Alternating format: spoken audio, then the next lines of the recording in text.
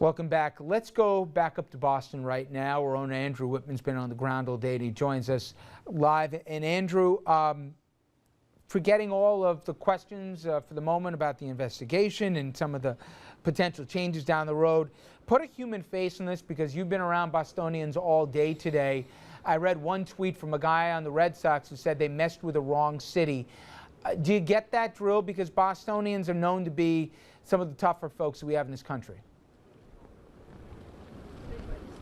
Well, certainly everybody talks about resilience and not letting this affect the attitude of the city or their actions going forward. Every runner that we talked to said, you know what, I'll definitely be back next year for the marathon. This isn't going to be enough to stop me. The recovery, though, I mean, I think the city and a lot of people here are still going through the grieving process. And as we look through the area, we can see there are still crowds, even as we approach 7 o'clock, who are coming out to look at what we can see down here from the site, and people walking around as they continue. And I just also want to show you another way that people are reacting. They're leaving flowers, balloons, T-shirts piling up. So Boston definitely feeling the pain still and going through the grieving process. But you know how the steps of grieving go, and that's just the first step on the path to eventual recovery, resilience, and as everybody here has said, coming back even stronger. Rich, let's send it back to you in the studio. Thank you very much, Andrew. And Dominic, we saw some amazing valor, and understandably, when the first bomb and then the second one went off, and then who knew it was next, people ran for what they hoped was cover. Some others, though, literally ran back in.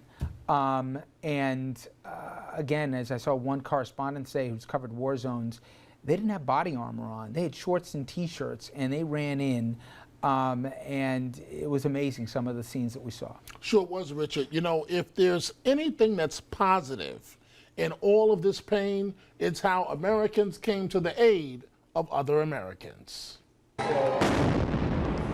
This was the moment when thousands of people, instead of running to the finish line, began running for their lives.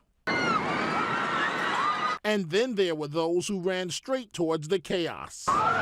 Today, they are being hailed as heroes. Carlos Arundado and his wife were in the VIP section passing out American flags for U.S. soldiers when the bomb exploded right in front of them. My first instinct was to just run across the street and start helping out the people. He sprang into action, stopping the bleeding of an injured bystander who lost both his legs.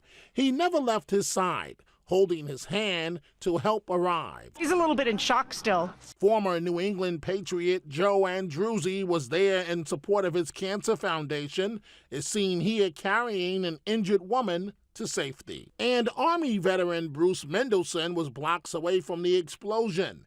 Still, he says he was knocked